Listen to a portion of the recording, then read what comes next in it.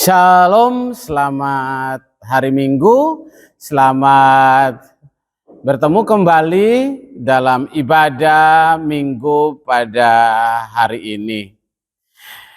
Kita akan mendengarkan kebenaran firman Tuhan, namun sebelum kita mendengarkan firman Tuhan, saya mengajak kita sehati di dalam doa. Kita berdoa. Tuhan yang baik, kami mengucap syukur karena kasih anugerah penyertaan Tuhan masih mengawal kami sampai di hari yang ke-28 di tahun 2024. Kami bersyukur, kami percaya bahwa Tuhan tetap bersama dengan kami menjalani hari-hari di depan kami di tahun ini. Dan kami minta Tuhan memberkati kami dengan kebenaran firman-Mu sehingga tahun dan hari-hari di tahun ini kami jalani dengan prinsip-prinsip sebagai orang percaya. Di dalam nama Tuhan Yesus Kristus, berkati kami dengan firman-Mu. Amin. Bapak, Ibu, dan saudara-saudara yang diberkati Tuhan, firman Tuhan bagi kita pada pagi yang diberkati Tuhan ini, saya ambil dari Kejadian 6 ayat 9 sampai ayat yang ke-22. Saya akan membacakan bagi kita, saya akan membaca dengan cepat dan kita bisa mengikutinya. Riwayat Nuh, ayat 9 mulai, inilah riwayat Nuh. Nuh adalah seorang yang benar dan tidak bercela di antara orang-orang sesamanya, dan Nuh itu hidup bergaul dengan Allah. Nuh memperanak 3 orang laki-laki, Sem, Ham, dan Yafet. Adapun bumi itu telah rusak di hadapan Allah dan penuh dengan kekerasan. Allah menilik bumi itu dan sungguhlah rusak benar, sebab semua manusia menjalankan hidup yang rusak di bumi. Berfirmanlah Allah kepada Nuh, aku telah memutuskan untuk mengakhiri hidup segala makhluk, sebab bumi telah penuh dengan kekerasan oleh mereka. Jadi aku akan memusnahkan mereka bersama-sama dengan bumi. Buatlah bagimu sebuah batra dari kayu gofir. Batra itu harus kau buat berpetak-petak dan harus kau tutup dengan pakal dari luar dan dari dalam. Beginilah engkau harus membuat batra itu 300 hasta panjangnya, 50 hasta lebarnya, dan 30 hasta tingginya. Buatlah atap pada batra itu dan selesaikanlah batra itu sampai sehasta dari atas, dan pasanglah pintunya dan lambungnya. Buatlah batra itu bertingkat bawah, tengah, dan atas. Sebab sesungguhnya aku akan mendatangkan air bah meliputi bumi untuk memusnahkan segala yang hidup dan bernyawa di kolong langit. Segala yang ada di bumi akan mati binasa. Tetapi dengan engkau aku akan mengadakan perjanjianku. Engkau akan masuk ke dalam batra itu, engkau bersama-sama dengan anak-anakmu, istrimu, dan istri anak-anakmu. Dan dari segala yang hidup, dari segala makhluk, dari semuanya haruslah engkau bawa satu pasang ke dalam batra itu supaya terpelihara hidupnya bersama-sama dengan engkau. Jantan dan betina harus kau bawa. Dari segala jenis burung dan dari segala jenis hewan, dari segala jenis binatang melata di muka bumi, dari semuanya itu harus datang satu pasang kepadamu supaya terpelihara hidupnya. Dan engkau bawalah bagimu segala apa yang dapat dimakan, kumpullah itu padamu untuk menjadi makanan bagimu dan bagi mereka. Lalu Nuh melakukan semuanya itu tepat seperti yang diperintahkan Allah kepadanya, demikianlah dilakukannya. Bapak, Ibu, dan saudara-saudara yang diberkati oleh Tuhan Yesus Kristus. Hari ini kita ada di tanggal 28 Januari 2024. Itu berarti bahwa masih ada 337 hari yang harus kita jalani di 2024.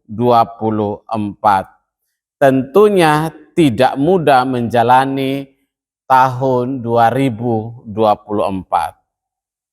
Mengapa demikian? Karena sebelum kita memasuki tahun 2024, sudah ada banyak prediksi, ramalan bahwa tahun 2024 ini tidak lebih baik dari 2023.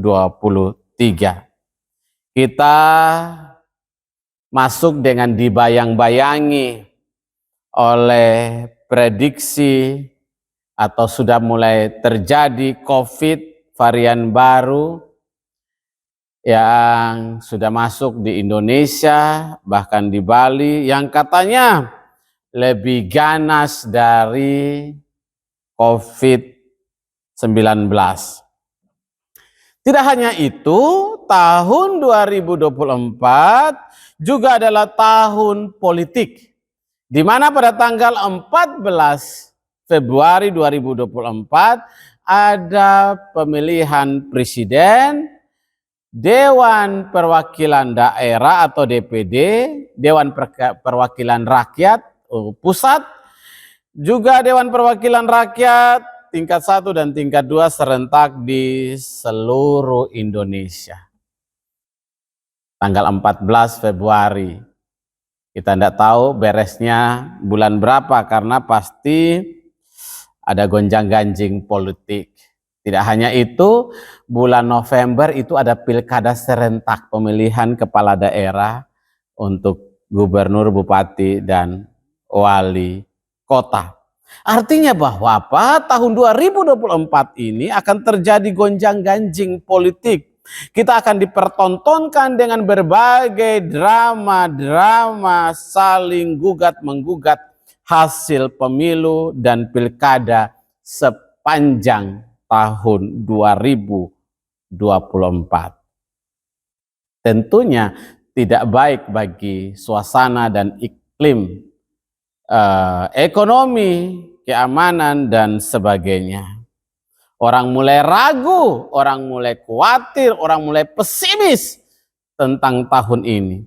Tapi sebagai orang yang mengaku beriman kepada Tuhan Yesus, harusnya kita tidak perlu khawatir. Kita berdoa agar pemilu 2024 ini baik dari pemilihan presiden, DPD, DPR, bahkan sampai pilkada serentak ini berjalan dengan damai, adil, jujur, sehingga tidak menimbulkan gejolak politik yang berakibat pada menurunnya kualitas keamanan dan turunnya perekonomian bangsa dan negara kita.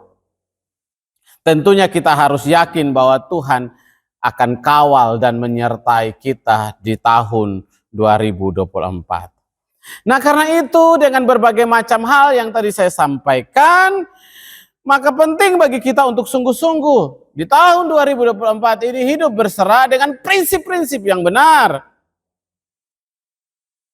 Bahwa tahun 2024 ini kita beriman sungguh-sungguh kepada Tuhan. Beriman artinya memiliki iman dan pengharapan yang sungguh, totalitas. Hanya percaya bahwa Tuhan kawal, Tuhan sertai, dan Tuhan menyertai kita di tahun 2024 ini. Sehingga apapun tidak akan membuat kehidupan kita menjadi berantakan dan sulit di tengah-tengah kehidupan yang makin tidak menentu dengan proses-proses berbangsa dan bernegara yang mengikutinya. Nah, karena itu pertanyaan penting bagi kita. Bagaimana sesungguhnya kita orang Kristen menjalani tahun ini dengan prinsip iman yang benar. Karena itu tema firman Tuhan pada hari ini saya berikan tema jalanilah tahun ini dengan prinsip, dengan hidup berprinsip yang benar.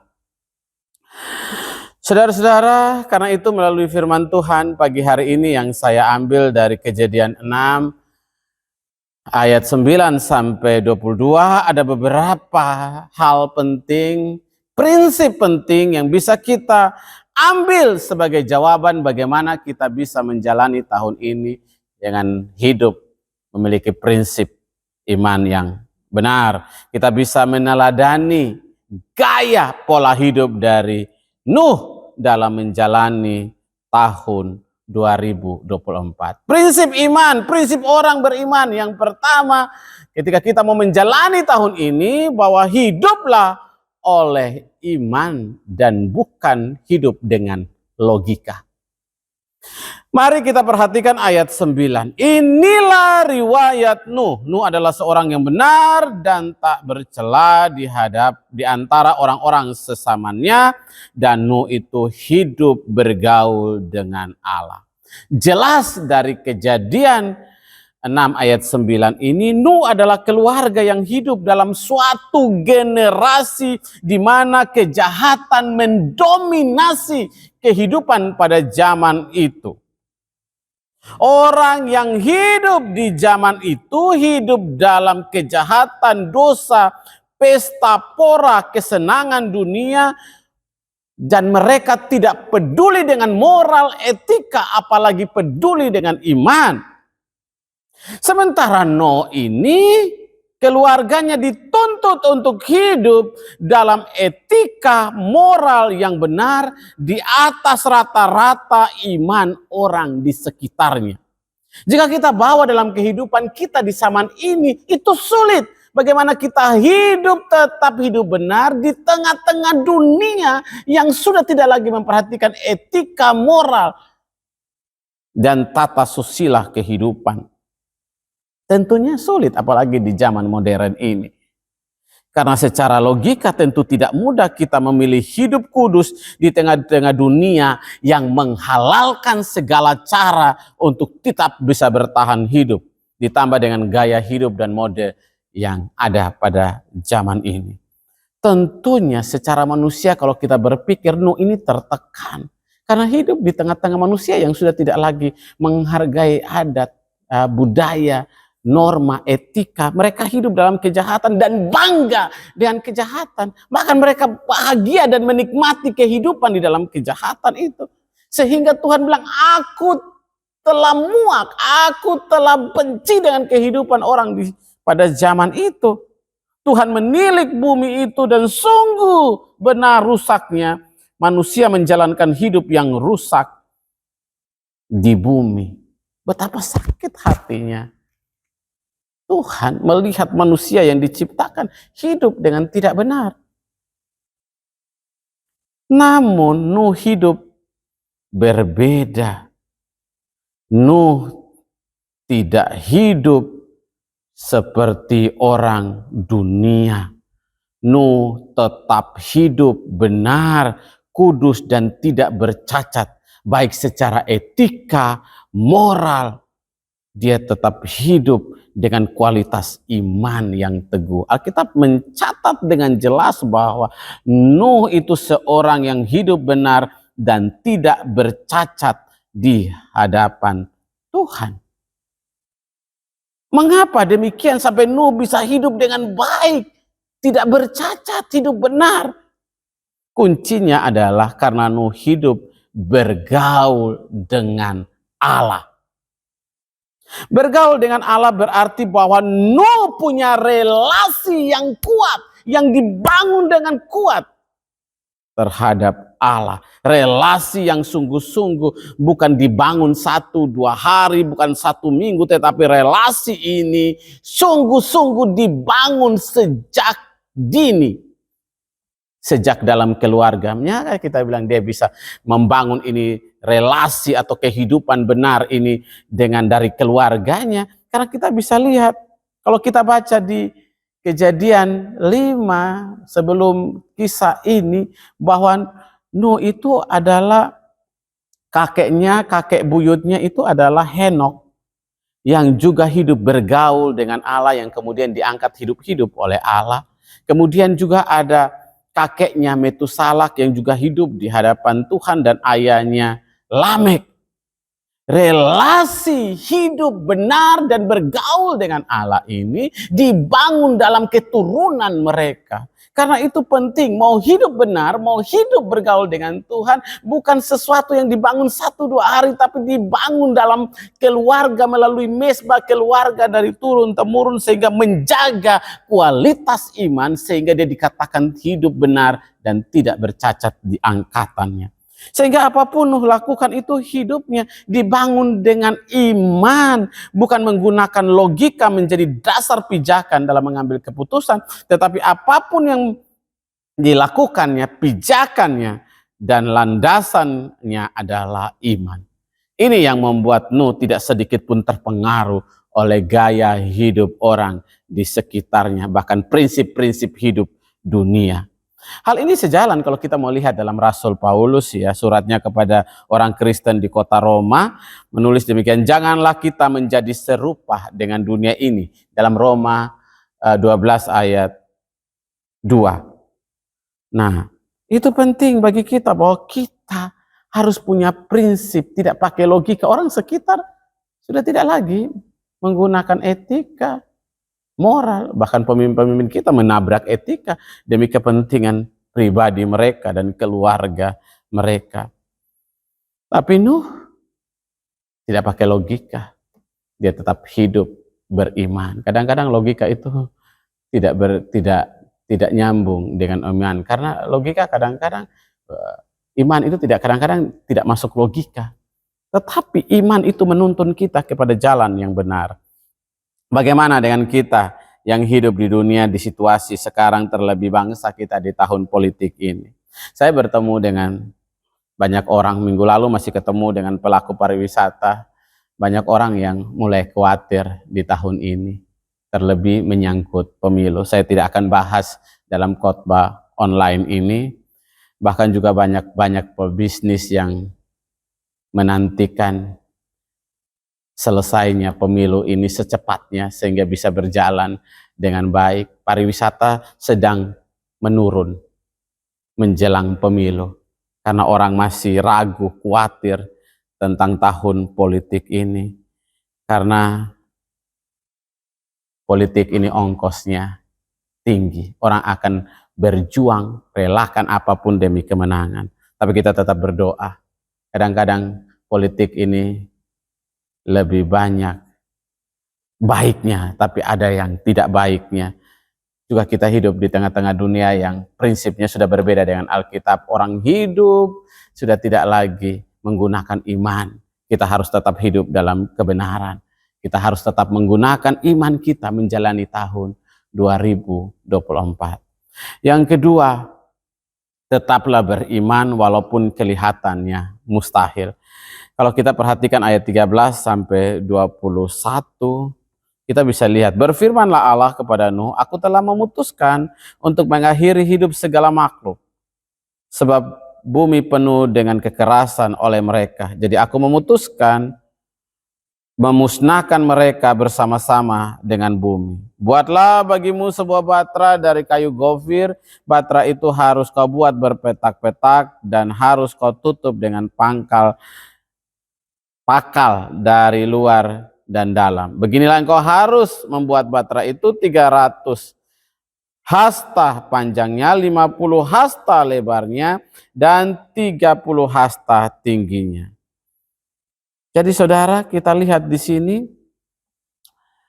jelas juga disuruh buatlah atap pada batra itu, selesaikan batra itu sampai sehasta, ada tingkat bawah, tingkat tengah, tingkat atas, sebab sesungguhnya aku akan mendatangkan 17 air bah meliputi bumi untuk memusnahkan segala yang hidup dan bernyawa di kolong langit.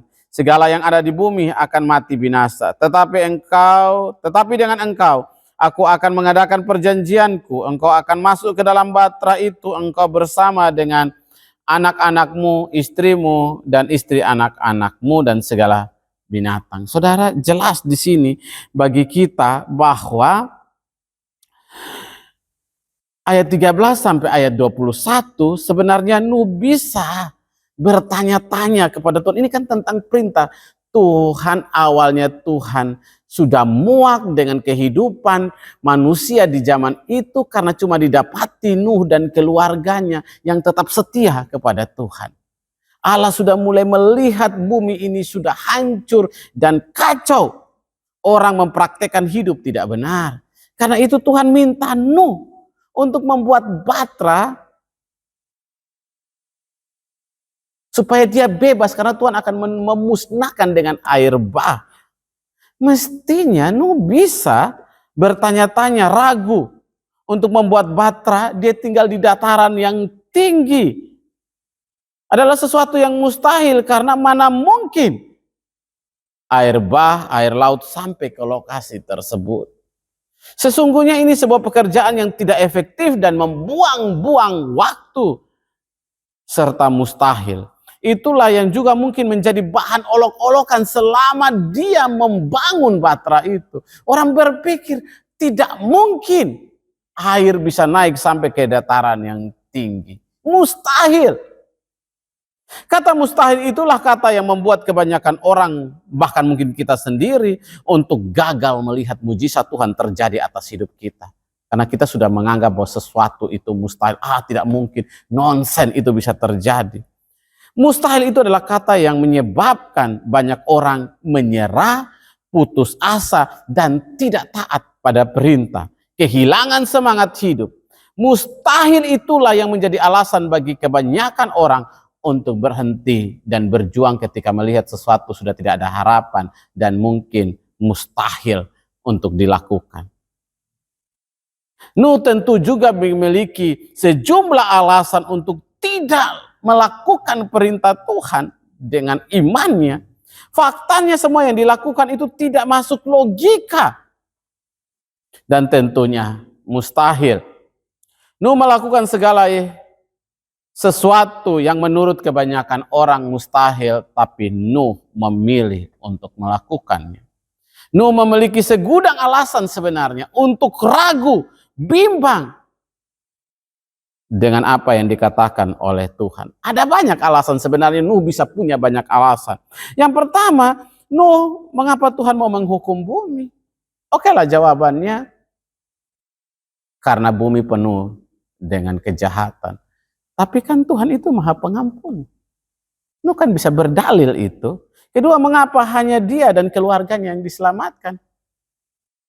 Orang lain tidak diselamatkan.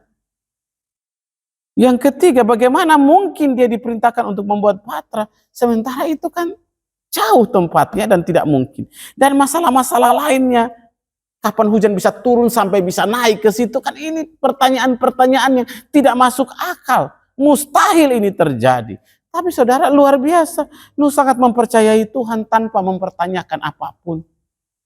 Nuh memilih untuk taat melakukannya karena ingin menyenangkan hati Tuhan. Nuh mempercayai sepenuhnya, artinya Nuh memiliki iman bahwa dia tahu apa yang Tuhan perintahkan itu yang terbaik baginya. Jadi bagi kita mestinya tetaplah beriman sekalipun menurut kita hal itu mustahil. Kadang-kadang ada banyak yang terjadi dalam kehidupan kita yang menurut kita mustahil kita bisa lewati semua itu. Tapi kadang-kadang ketika kita ambil sikap iman, kita melakukannya, apa yang mustahil bagi manusia tidak mustahil bagi Tuhan. Karena itu penting bagi kita untuk tetap memilih setia kepada Tuhan. Walaupun kadang kita tidak melihat jalan, tapi kita percaya bahwa itu akan terjadi. Kadang-kadang itu tidak relevan dengan zaman. Kadang-kadang itu tidak masuk akal. Kadang-kadang itu tidak mungkin terjadi. Sama seperti Nuh punya hak untuk menolak.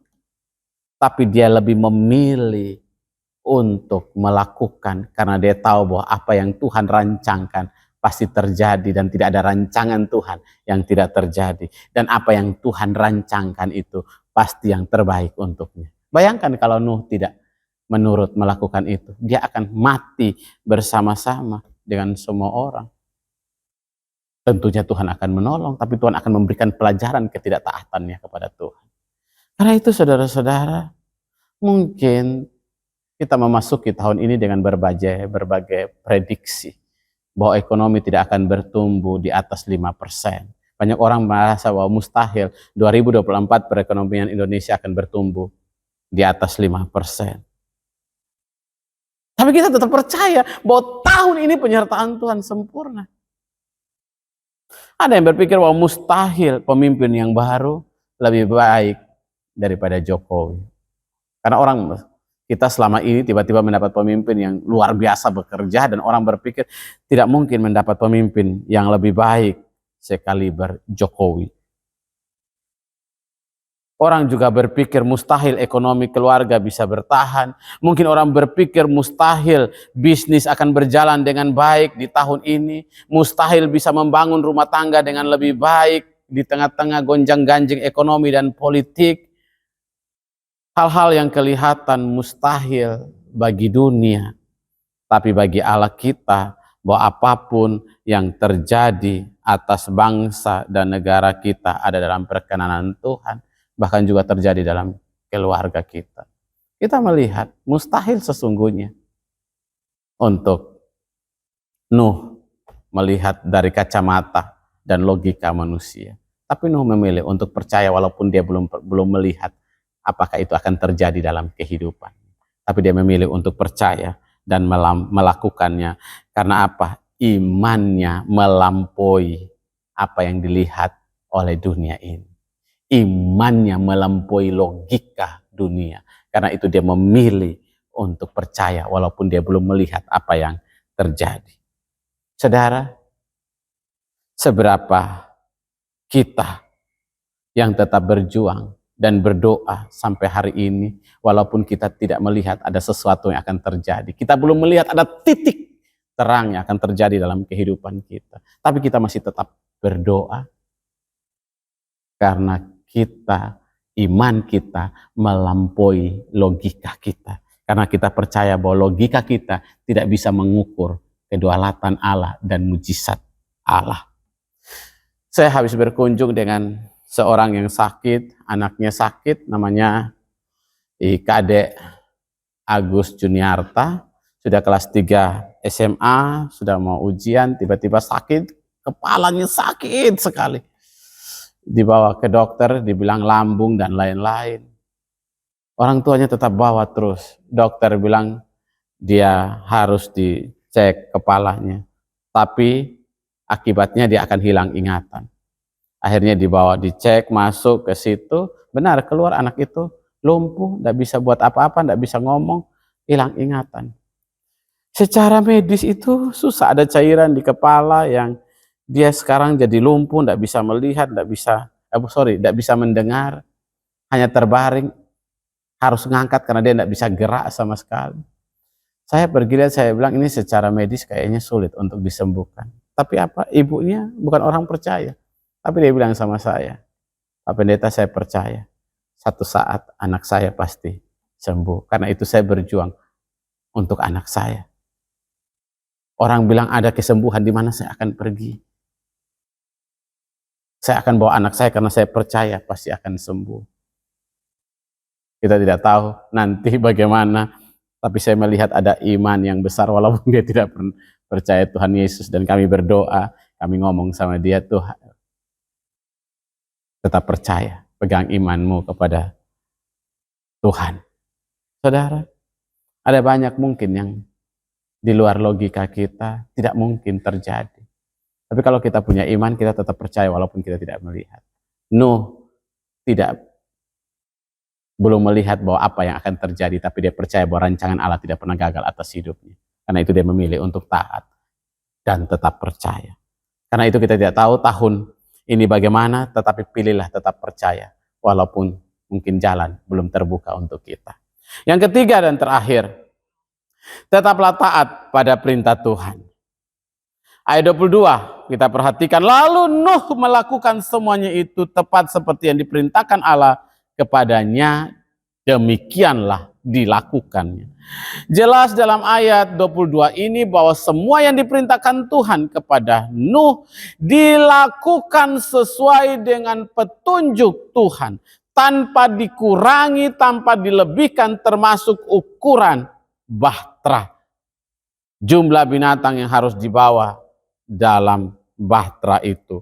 Kayunya dari kayu gofir dilakukan tepat sesuai dengan perintah Tuhan. Panjangnya 300 hasta, kemudian lebarnya juga disesuaikan, tingginya, semua dilakukan Nuh. Bahkan dibikin 3 tingkat sesuai dengan perintah Tuhan. Dan masing-masing jenis binatang dibawanya 1 pasang jantan dan betina. Saudara, dilakukan tepat, tanpa meleset, tanpa dikurangi, tanpa dilebihkan. Dari firman Tuhan ini kita belajar bahwa Nuh mengikuti Tuhan dan pimpinan Tuhan dengan totalitas hidupnya. Mengapa demikian? Karena Tuhan memberikan petunjuk yang sangat rinci dalam segala ukuran, bentuk, dan jumlahnya. Dan Nuh memposisikan dirinya sebagai alat Tuhan, sebagai hamba Tuhan yang melakukan kehendak Tuhan tanpa bertanya, tanpa mengurangi apapun. Dia tunduk pada perintah Tuhan. Jelas bahwa respon Nuh dalam ayat 22 ini, Nuh melakukan semuanya tepat dengan apa yang diperintahkan oleh Tuhan. Saudara, seberapa kita yang tetap tunduk pada perintah Tuhan seperti Nuh ini? Ada banyak kali kita mendengar perintah Tuhan berkali-kali, kita mendengar firman Tuhan berkali-kali. Berapa persen yang bisa kita lakukan? Nuh dengan taat, setia, tanpa dikurangi, tanpa dilebihkan, semua ukuran yang diminta Tuhan dilakukan tanpa mengurangi. Seberapa kita yang didapati Tuhan melakukannya dengan setia, tanpa protes? Kalau kita mau tahun ini kita berjalan dengan Tuhan, maka kita tunduk pada perintah Tuhan, aturan Tuhan. Kalau kita mau tahun ini kita ada dalam pemeliharaan Tuhan, dalam jalan Tuhan, jalan satu-satunya tunduk pada perintah Tuhan. Dalam Mazmur 119 ayat 33 Daud menulis, perlihatkanlah kepadaku ya Tuhan, petunjuk ketetapan-ketetapanmu, aku hendak memegangnya sampai saat terakhir. Bahkan Tuhan Yesus dalam Yohanes 14 ayat 15 dikatakan, jika kamu mengasihi aku, kamu menuruti segala perintahku. Dan Nuh melakukannya. Lalu bagaimana dengan kita? Selama tahun 2023 yang sudah kita lewati, berapa perintah Tuhan yang mampu kita jalani? Lebih banyak yang kita lakukan, apa yang tidak bisa kita lakukan. Saudara, ada banyak hal yang kita tidak setia dengan perintah Tuhan.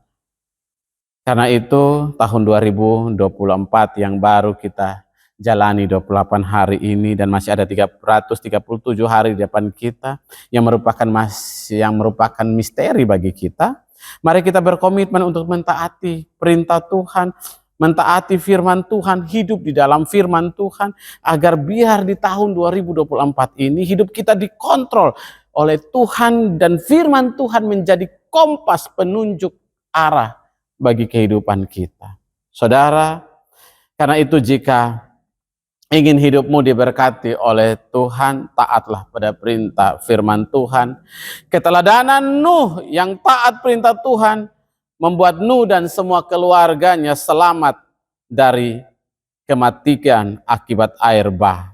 Kisah Nuh kiranya menjadi inspirasi bagi kita pagi hari ini untuk taat pada firman Tuhan. Apapun harga yang harus kita bayar, berapapun resiko yang harus kita tanggung, kita sungguh-sungguh ikut firman Tuhan, sehingga kita dapat menjalani tahun 2024 ini dengan pimpinan Tuhan.